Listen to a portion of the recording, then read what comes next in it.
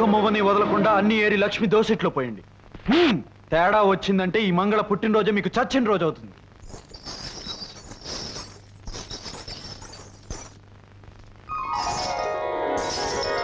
మరోసారి లక్ష్మి కన్నీళ్లకు కారణం అయితే మువ్వలేరినట్టు మీ ఎముకలు ఏరేస్తాను. రంగా, లక్ష్మిని అంటే అంతగా వెనకేసుకొస్తున్నావు?